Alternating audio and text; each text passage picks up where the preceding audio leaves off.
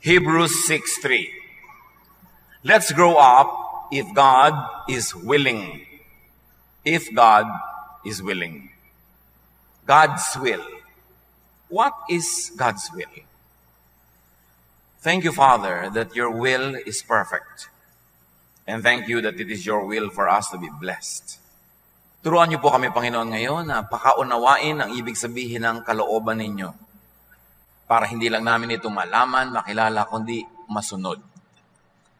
Enable us, O Lord, to grasp the height of your wisdom. At nawa ang karunungan niyo ang siya magpalaya, magpaliwanag sa aming isip. Be our preacher, our teacher. Kayo lang po ang mangaral, turuan niyo po kami. We ask in the name of your Son, Jesus. Madalas naaabuso yung salitang God's will. Madalas very carelessly madidinig mo how it is used and misused. But usually, what people call God's will could actually be wish ko lang. Yung alam mo, God's will na pautangin mo ko.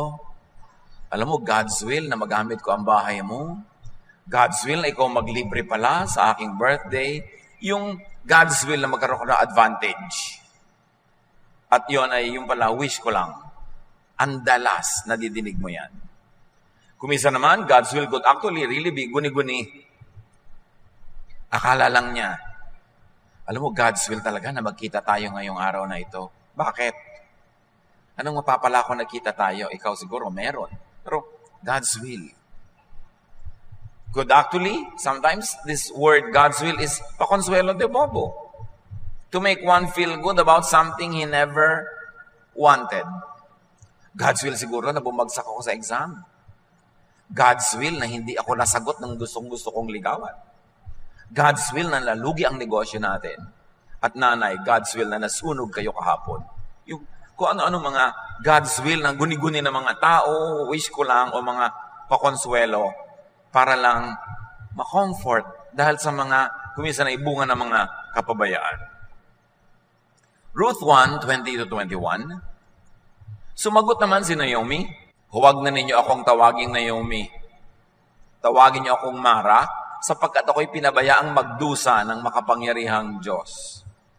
Masagana ang buhay namin ni Elimelech nang umalis kami dito, ngunit ibinilik ako ni Yahweh na walang anumang dala.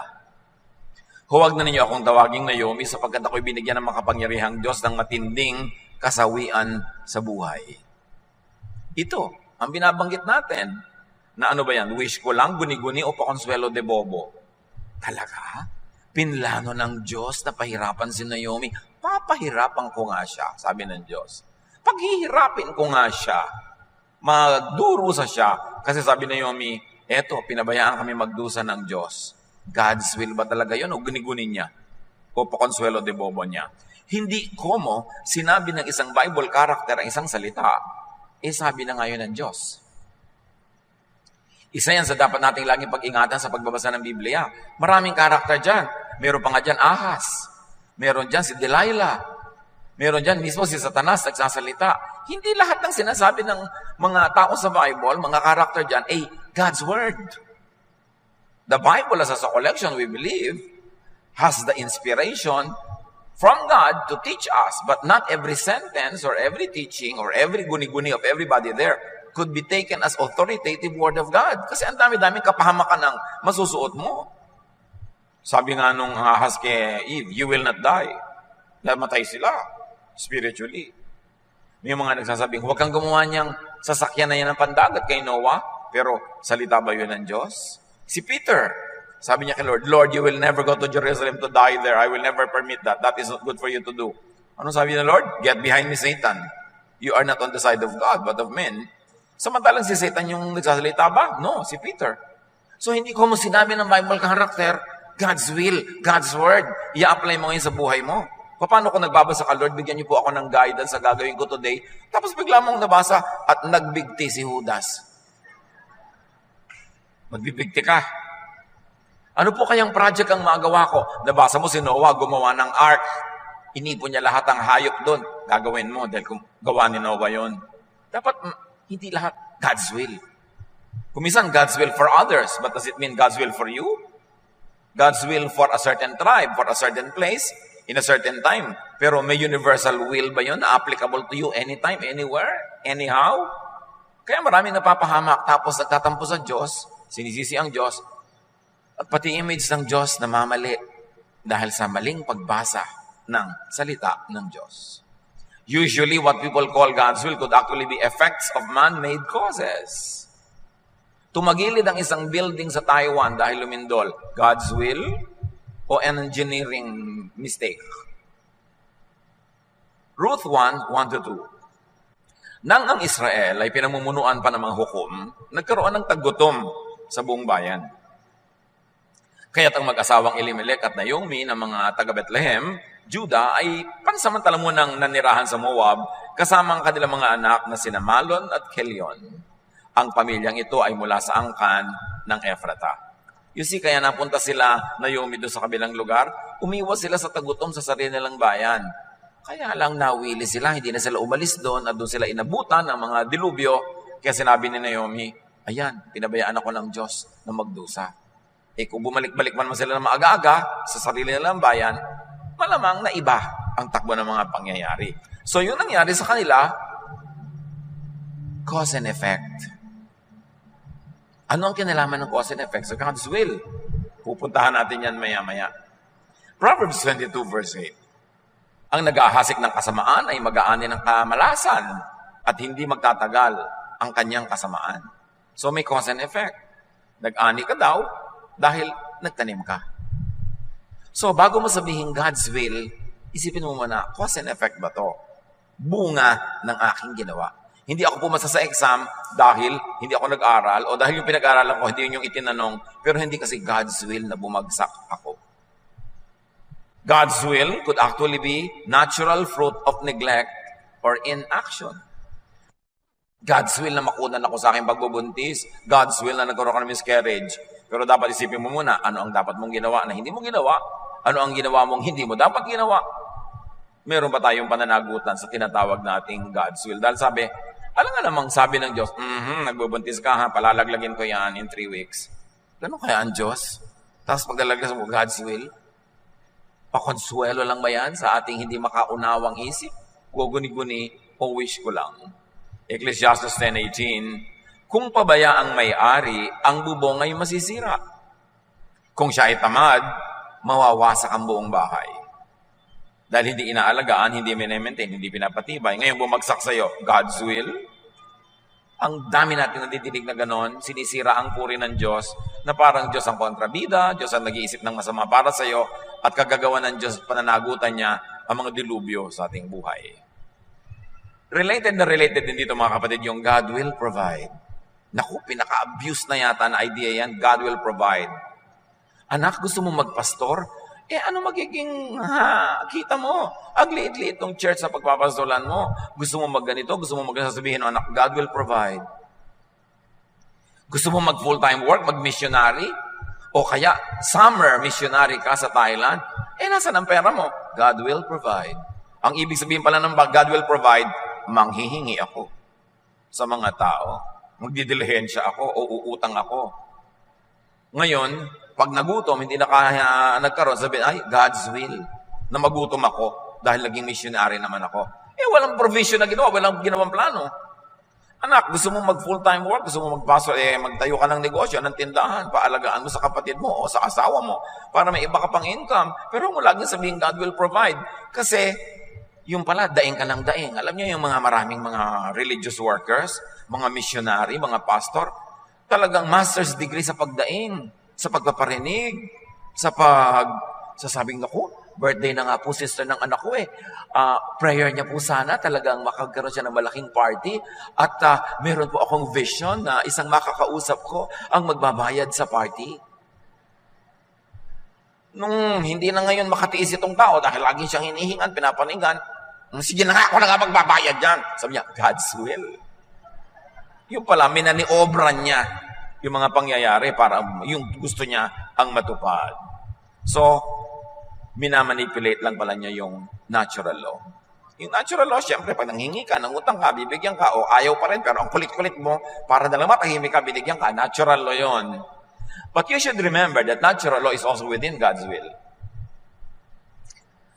God, His will reflected by nature. Like gravity. Gravity.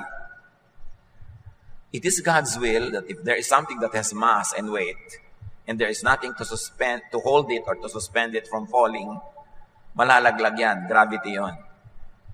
Natural law yon. May binitawan kang bola, walang sasalong iba, malalaglag. Kung babasagin yon, mababasag. Pero, ikaw na tao, na naakit-akit ang bundok, palakad-lakad ka sa mga pilapil, pakiambot-kiambot ka sa gilid ng mga bato, nadulas ka, nabago kang ulo mo, kung sabihin God's will. Natural law was operational, but you should have done your part to avert an accident through also doing what is natural, like being careful.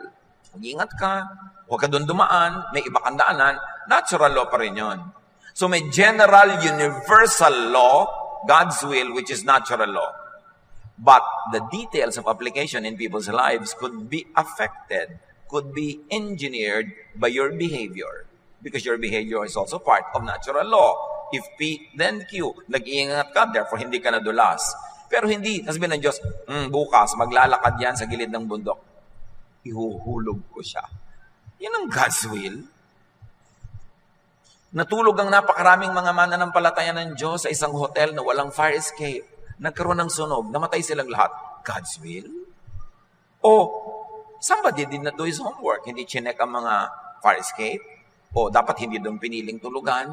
Dahil hindi naman sasadyain ng Diyos, magka-camp kayo magko-convention kayo, lilitsyonin ko kayong lahat sa isang sunog. God's will ba yun? Remember, there's a big God's will expressed in natural law. But the detail of how it applies to you could be engineered by your carefulness, by your skill. And sometimes, even despite your skill, nangyari pa rin yun na tinatawag ni Solomon na bad luck. Sabi niya, time and chance happens to all. Nag-practice ka, hindi ka pa rin pumasa. Magaling ka, hindi ka pa rin nanalo. Minalas ka. Yun ang sinasabi ni Solomon doon. Time and chance happens to all. But exception yon. Generally, what you plant is what you harvest. Actually, what people call God's will could be effects of natural law, as we have been saying all along. Why? God is the creator of nature. Talagang may gravity. Pagka ang isang aeroplano bumagsak, hindi pinlano ng Diyos sa pabagsakin yon. May mga engineer siguro na hindi ginawa ang trabaho nila o humarap sila sa isang napakalaking turbulence, hindi na kaya ng mekanismo ng aeroplano, bumagsak sila. Pero hindi paplanuhin ng Diyos na pabagsakin sila. God is the author of natural law, and that natural law is impersonal. Merong mga tao na, naku, pagsakay sa aeroplano, nakita, ay pastor, safe na po ako, nandito pala kayo. Talaga? Wala bang pastor na plane crash? Pagkakasabay ka sa isang barko, ay, naku, hindi po tayo lulubog, nandito si pastor. Ang dami ng pastor na nalunod. So, kasi may natural law. And it is impersonal. Hindi i-accept ng Diyos yung isang barko dahil lang may Kristiyano doon na isa. Ang dami-dami nang nagtataka, bakit naman po yung tatay ko, missionary, yung nanay ko, maka-Diyos, bakit naman na-aksidente pa siya? Bakit pinayagan yun ng Diyos? May natural law, iha. There are physical laws. Pag may collision, may madadamage yun. Yung nanay mo, nasa kaharap-harapan ng basya, ang napipi. Kung nasa likod siya, may mga nasa likod, hindi napipi. Kasi may natural law. So, hindi ka lang aasa sa general natural law of God, i-apply mo pa rin sa detail ng buhay mo, yung karunungan mo, yung pag-iingat mo, still applying natural law para yung desired result mo ang mangyari. Nahuhulog ka dahil sa gravity, pero God's will yon generally, but God does not specifically plan that you will fall. You only happen to be in a part of a building probably that would collapse, kaya ka na ganun. Pinaghahalo natin yung general, impersonal natural law of God with our personal intelligence and skill para ma-maximize yung pag-iwas sa panganib at ma-maximize yung posibilidad ng pagtatagumpay. Hindi isususpend ng Diyos ang law of nature dahil lang nandun ka. Kung sakasakali mang mangyari yun, yun ang tinatawag nating himala. At yung himala, the suspension of natural law to give you a favorable footing, that is the exemption rather than the rule. Huwag laging maghanap ng himala obey natural law, use natural intelligence, do what is practical and correct. Because faith, if it has no works, is dead. Natural law, may sakit ka, kailangan mo ng gamot. Yung iba, magdadasal lang po ako, hindi po ako inom ng gamot para ako gumaling. Himala ang hinahanap mo, kapatid. Pero if you want to operate within God's will, which is expressed in natural law, medicate. Do what is proper. Para ma-assist mo yung natural law na maging favorable sa'yo. Bakit naman po yung nanay ko talaga hindi uminom ng gamot, gumaling siya, himala yun. Pero hindi pwedeng i-claim at i-apply sa lahat ng tao. Kasi prerogative na ng Diyos yan kung sino paghihimalaan at sino ang i-applyan ng natural law. So anong nawala sa'yo kung nag-obey ka ng natural law? Alam ka naman sabihin ng Diyos, nag-obey siya ng natural law, uminom siya ng gamot. Naiinis ako sa kanya, hindi siya humihingi ng himala. Papatayin ko siya. Ganun kaya ang Diyos? Ang dami nating misunderstanding about God dahil sa God's will na yan. Psalm 104 verse 5, He set the earth on its foundations. Ibig sabihin, may set rules na. Physical rules. That's why physics is probably one of the purest prophecies ever. Kasi physical laws are always true, always exact, and always correct. Yung nga, mga calculations mo lang siguro pwede magkamali. Pero E equals MC square, laging totoo yan. Kung alam nyo, ibig sabihin no. Pwede nyo namang i-google mamaya. Romans 1:20, mula pa nang likhain ng Diyos ang sanlibutan, ang kanyang likas na hindi nakikita, ang kanyang kapangyarihang walang hanggan, at ang kanyang pagka-Diyos ay maliwanag na inihahayag ng kanyang mga ginawa. Kaya't wala na silang maidadahilan pa. Sabi, huwag mo na sabihin, hindi ka magaling sa theology, hindi ka magaling sa Bible, hindi ka magaling sa kung ano-ano. Kilalanin mo lang ang nature, makikilala mo Diyos. Kasi siya ang gumawa ng nature kadalasan kasi sa mga religious ideas, laging dinidemonize yung nature, yung human nature, yung human feelings, yung human desires, dinidemonize, minamasama. Kaya habang nagiging religious ka, lagi kang lumulubog sa guilt, sa sense of failure. But God is the author of natural law. And you, your body, your emotions, how you are, how you think is part of the natural element of who you are. Oras na tinanggihan mo ang yung natural self, yung true natural feelings, your true natural desires, you will end up divided kasi laging minamasama mo ang sarili mo. So ang pagtanggap mo sa God's will is pagkilala at pagtanggap sa natural law. Halimbawa, magagalit ka ba sa leon dahil kumain siya ng usa? Anong gusto mong kainin ng leon? Yogurt? Talagang ganun siya nilikha, kaya nga may mga pangil siyang ganun At kaya nilikha naman yung usa na mabilis tumakbo para makatakbo siya. Bakala na silang dalawa kung sino magwawagi. Dahil ganun sila, mula nung nilikha ang mundo, everything's being recycled. Kinain ng leon ng usa, namatay yung leon, naging lupa ulit, tumubo, naging papaya, naging gulay, kinain uli ng usa, yung usa kinain uli ng leon. Paikot-ikot lang naman ang lahat. Walang nadadagdag at nababawas sa mundo. Tao lang ang sumisira ng ecological balance. But everything is balanced. It's the law of nature.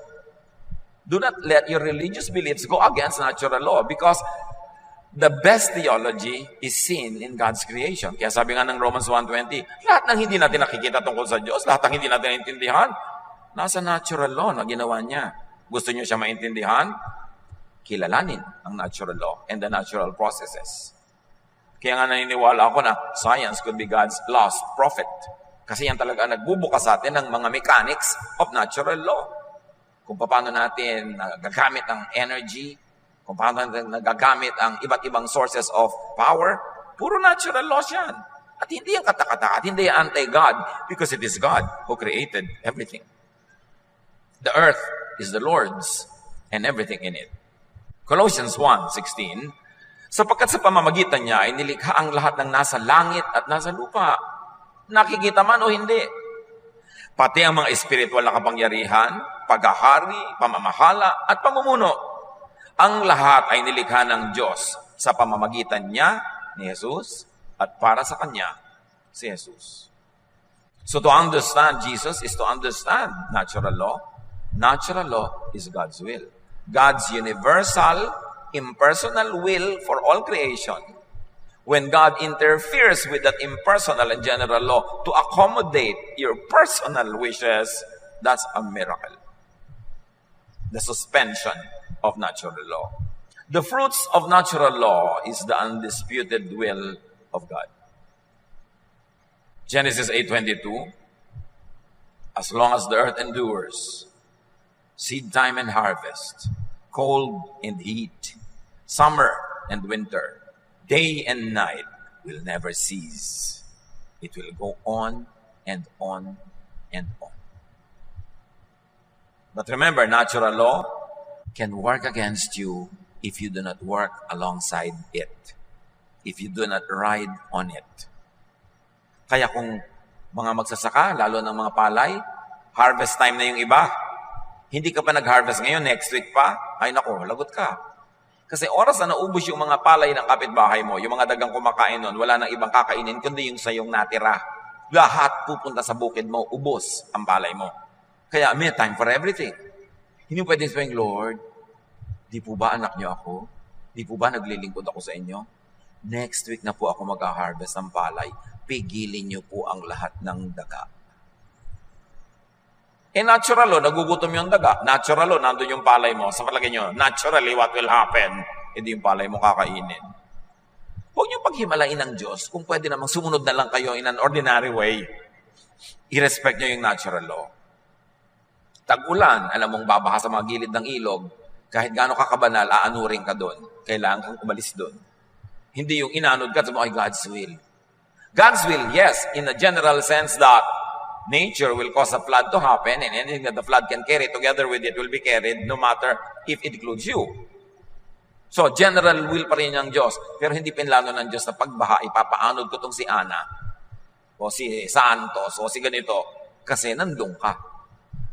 Luke 12:54-55. Sinabi rin ni Jesus sa mga tao, kapag nakita ninyong kumakapalang ulap sa kanluran, sinasabi ninyo agad na uulan. At ganoon nga ang nangyayari. At kung umiihip ang hangin mula sa katimugan, ay sinasabi ninyong iinit. At nagkakaganon nga. So, sino ang tao na mabibless? Yung nakakaunawa ng natural law, which is God's will. Sasabay doon, sasakay doon, gagalang doon. Iaayon niya ang mga ginagawa niya according to that natural law, siya ang mabibless. Jeremiah 8:7. Naalalaman ng ibong palipat-lipat ng tirahan, ng bato-bato, ng langay-langayan at ng tagak, kung kailan sila dapat lumipat at kung kailan dapat magbalik. Ngunit kayo na aking bayan, hindi nyo nalalaman ng aking kautusan na dapat nyo sundin. Sabi ng propeta, migratory birds know when to leave, when to immigrate, when to emigrate, when to come back. Mabuti pa yung mga ibon. Alam nila ang mga signs of the times, ginagawa nila para hindi sila mapahamak. Kayo, aral pa kayo ng aral, dasal kayo ng dasal. Ang titigas ng ulo nyo, hindi nyo sundin ang aking kalooban. Pagkatapos gusto nyo, mabless. So talagang merong cause and effect. Sinasabi sa geometry, if P, then Q. Meron talagang ganun. Matthew 24:32-33. Unawain ninyo ang aral mula sa puno ng igos. Sabi ni Jesus, this is about the fig tree. Kapag ang mga sanga nito ay umuusbong at nagkakadahon na, alam niyong malapit na ang tag-araw. Gayon din naman, kapag nakita niyo ang lahat ng ito, malalaman ninyong malapit na siyang dumating. Halos naririto na. So, ang pagkakakilala natin sa nature, nagtuturo sa atin ng proper behavior in response to it, at ganun din in our spiritual life. There are spiritual signs that we should be sensitive to, that we should read correctly so we can act accordingly. So plant and harvest on time, sometimes plant and harvest in time for great effects. Yung binagyo na, nagtanim naman sa tamang oras, yun ang tinatawag ni Solomon na minalas. Hindi lahat ganon. Kasi kung lahat ng nagsasaka, nagtatanim, may minamalas, edi wala na dapat natin ng agriculturist or farmer. Nagsusurvive din naman. Kahit na ngayong taon na ito, hindi nag-harvest ng maganda, may mga darating na panahon, makaka-recover din. Kasi exceptional lang yung ginawa mo. Lahat ang tama, sinunod mo ang calendar, tapos hindi pa rin nagtagumpay. Exception yun. And that will not always happen because that is an aberration of nature. That is an abnormality that will not always prevail. So, importante mga kapatid, you isolate the general cause and effect in nature, which is the general will of God. I-isolate nyo dun sa particular na nangyayari sa mga tao dahil hindi nila sinunod yung law o kahit sinunod nila, kung minsan, yung tinatawag na they have a streak of bad luck. Ganun lang yon. Importante maintindihan natin that God will not personally choose to make you fall. God will not personally choose you to fail. Yung sabi ni Naomi, ayan, binayaan ng Diyos sa kami magdusa. Hindi naman ganun ang Diyos eh. God's will for us is that we will all flourish, be fruitful, be happy, be generally all right. But things happen. So in our lives, cognizant of and respectful of God's will, plant to harvest. Don't plant, and you don't harvest. Galatians 6, 7, and 9, kung ano ang itinanim ng tao, yun din ang kanyang aanihin. Pagdating ng takdang panahon, tayo ay aani kung di tayo susuko. So never give up. You fail once, you fail twice, you fail thrice. Nakakota ka na, wala nang natirang failure. Tapos doon ka pa ngayon susuko. Naubos mo na ngayon lahat ng chances mo to fail, doon ka pa susuko. Kaya anong sabi ng sweepstakes nung araw? Ang nagwawagi ay di umaayaw, at ang umaayaw ay di nagwawagi. Siguro meron pa rito sa inyong umabot niyan, yung tagumpay ticket. No? So, talaga ang umaayaw ay di nagwawagi. Sige nang sige, kasi matutumbok mo rin yan. Don't be a quitter. At sabi, plant, wind, and harvest a whirlwind. Hosea 8:7, naghahasik sila ng hangin, ipo-ipo ang kanilang aanihin. And this is so wonderful. Think of it, brothers and sisters. Laging ginagamit sa Bible yung example ng pagtatanim. Gumawa ko daw ng mabuti, aani ka ng mabuti. Kung anong tanim mo, pinangani mo. Ang totoo, hindi naman yun totoo. Yung ang tanim mo, yun ang ani mo. Look, magtatanim ka ng isang buto ng atis. Let's say tumubo, lumaki, namunga. Ang aanihin mo ba, isang buto rin? No, sangkatermang atis at sang damakmak na buto ng atis. So, totoo, inaani mo ang yung tanim, pero may multiplication na nangyayari. Nagtanim ka ng isang buto, ang dami-daming bunga ang aanihin mo every season, ang dami-daming buto. Ngayon, isipin nyo, nagtanim kayo ng kabutihan, konting kabutihan. Gaano karaming kabutihan ang aanihin nyo? Isang katerba, isang damakmak na kabutihan. Kaya dapat magtanim ka ng kabutihan. Baligta rin. Magtanim ka ng masama. Ano ani mo? Sang katerba, sang damakmak na kasamaan. Kaya napakalaking kahangalan na magtanim ng masama. Gumawa ng masama sa kapwa, gumawa ng masama sa kumpanyang pinapasukan mo, gumawa ng masama sa gumagawa sa ng mabuti, gumawa ng masama sa kaibigan mo, sa kamag-anak mo. Kasi may multiplication na magaganap. Ang aanihin mo, sobrang daming sama. You've got to be so foolish to do something wrong deliberately. Kasi aani ka. But you've got to be so wise to do something right, even just a little good thing. Because alam mo, aani ka ng ang dami. Bakit? Yung ba mga magsasaka na nagtatanim ng isang maliit na palay na naging maliit na tanim, itinanim mo isang palay, talaga ba ang aanihin mo doon? Isang palay din, bawat puno? No! Kilo-kilong palay. So bakit kayo hindi magtanim ng mabuti lagi para ang daming inaaning mabuti? Tapos magtatanim ka ng konti na masama pa, edi ang daming masama ang darating sa iyong buhay. Yan ang God's will. Yan ang natural law. Dapat cognizant tayo dyan. Teka, gagawa ako ng masama. Kaya siguro ang dami-dami kong inaaning masama ngayon dahil ang dami kong tinanim noon. Well, God's will yun.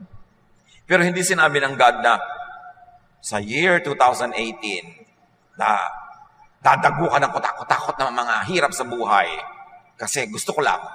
No. Pero God's will na yes, sa 2018, dadating sa yung kutakot na hirap kasi noong 2014, yan ang tinanim mo eh. Yun ang masasabi mong God's will. Pero hindi sinadya para sa'yo lang. Pinayagan ng Diyos na mangyari according to His natural law. Pero ikaw ang nagtanim, kaya ikaw ang aani. Importanteng maunawa ang God's will na yan. And of course, efficiency means better fruitfulness. Magnenegosyo ka na rin lang, alamin mo na lahat ng tools of the trade. Mag-aaral ka na rin lang, damihan mo na talaga matatandaan at malalaman. May service ka na rin lang, gandahan mo na. May product ka, lagyan mo ng mga maraming value added yung product mo.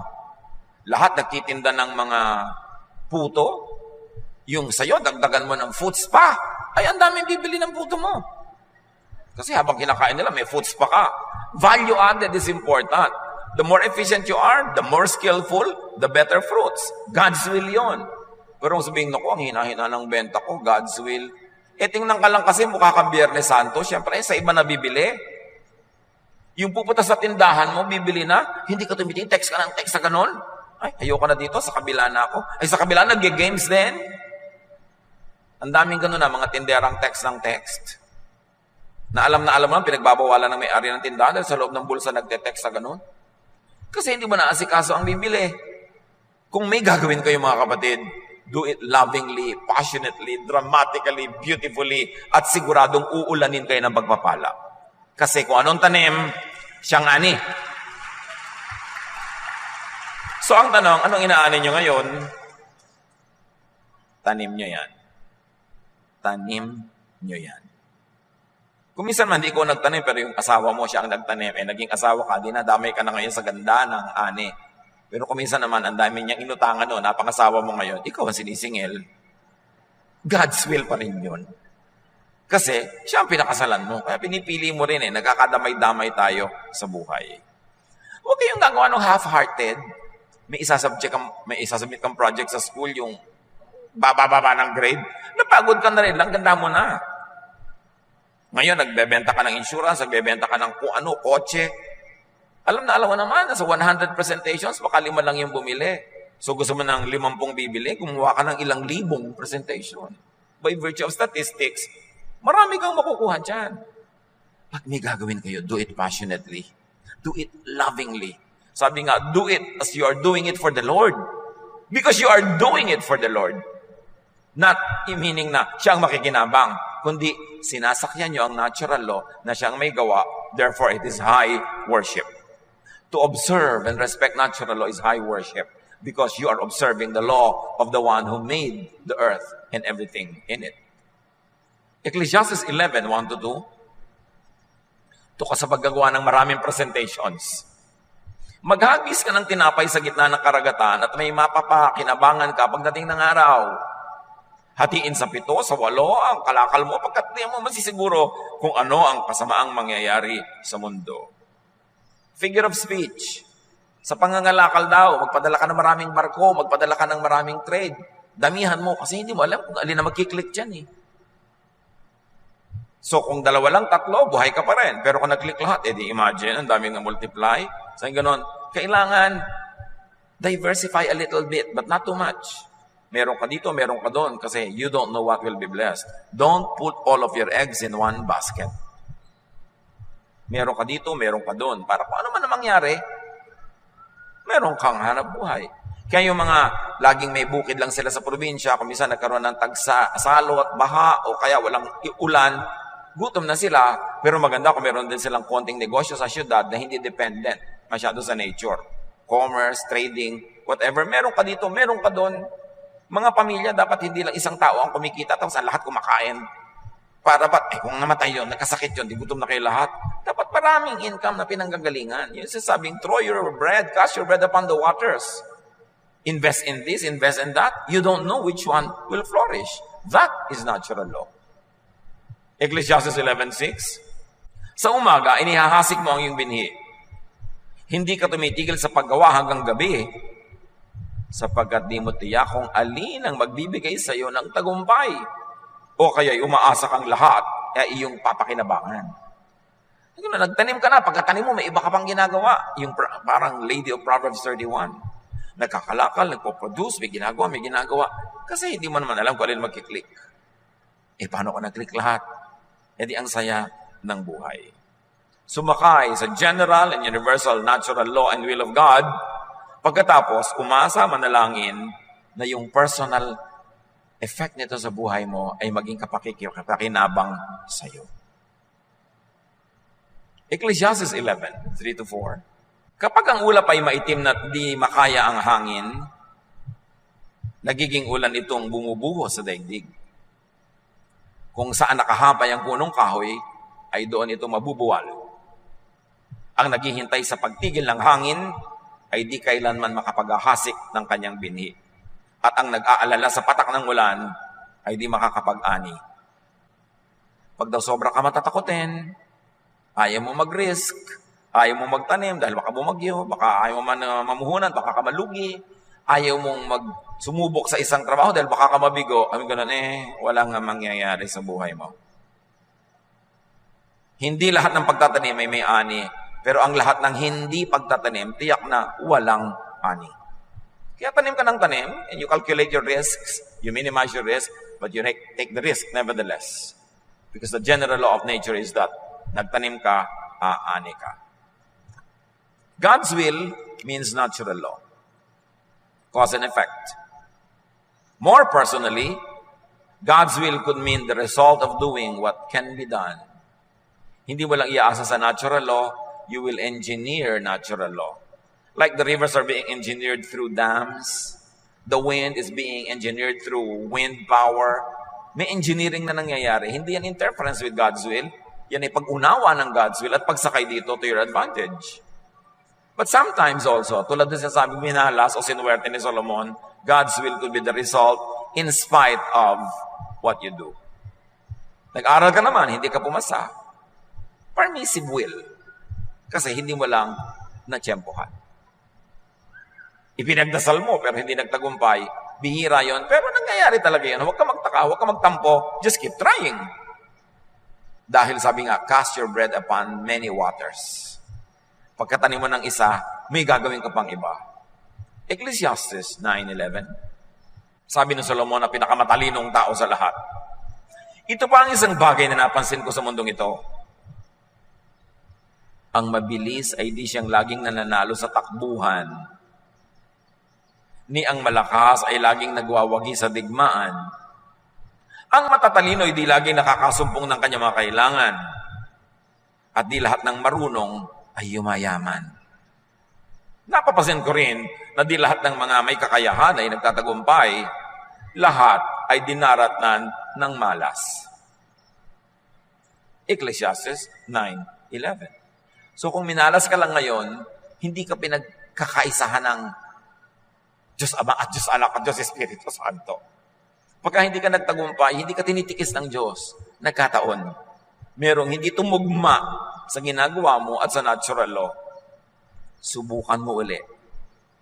Pag ang dami mo ng failure, nakakota ka na, wala nang naubos, success na lang na natira.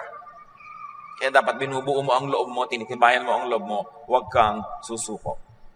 But don't ever misuse the idea of God's will as an excuse for failure or sloppiness. Do not misuse God's will to malign the character of God. And do not misuse God's will as an all-purpose veil for ignorance. Know what you need to know. Operate within scientific knowledge, which is really godly knowledge. Maximize your chances of success. And then praise God that all things work together for your good. Know the basic universal will and operate with it and within it for your fullest and greatest personal blessing. God's will is so important to understand. God's will always prevail.